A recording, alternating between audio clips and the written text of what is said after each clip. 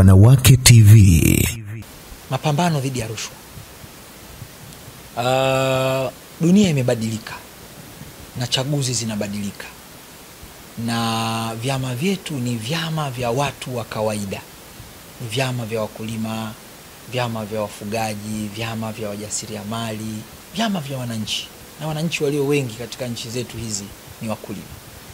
Kwa hiyo Mwalimu aliwahi kusema vyama vyetu bado havijafikia hatua ya kuwa vyama vya mabwenyenyi, ni vyama vya wananchi wa kawaida. Na kwa maana hiyo ni muhimu sana mara zote vyama hivi tukaendelea kutazama misingi ya haki na usawa katika nafasi za uongozi na kupambana na adui rushwa. Ukiwa na adui rushwa, watu watapata uongozi kwa kutumia fedha. Hatutapata viongozi wazuri. Wale wenye sifa watakosa sifa, na wasio na sifa kwa sababu wana fedha watapata madaraka. Matokeo yake tutatengeneza ombwe la kiuongozi na tutaweka mpasuko. Tutaweka nasema gap baina ya watu na chama. Sasa watu wakifika mahala wanasema bana, chama hiki sio msemaji wetu. Maana matokeo yake ni kwamba tunaanza kupoteza kuungwa mkono na watu.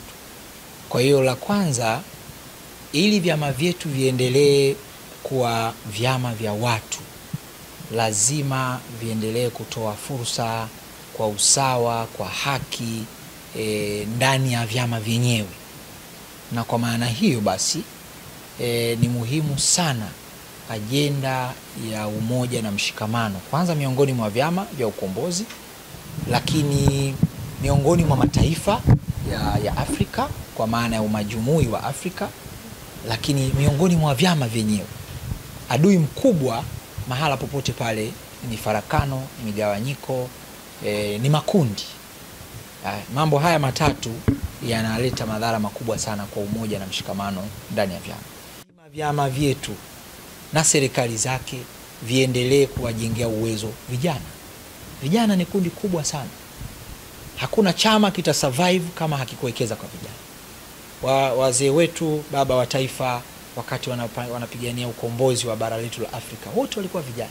Kina Mandela, ukija ndani ya nchi yetu, kina Kawawa, kina Kambona, wote wale ilikuwa ni timu ya vijana. Ukiangalia baraza la kwanza la Mwalimu Julius Nyerere la serikali ya Tanganyika, wote walikuwa ni vijana. Kwa hiyo lazima kuwe na mfumo wa kubadilishana vijiti.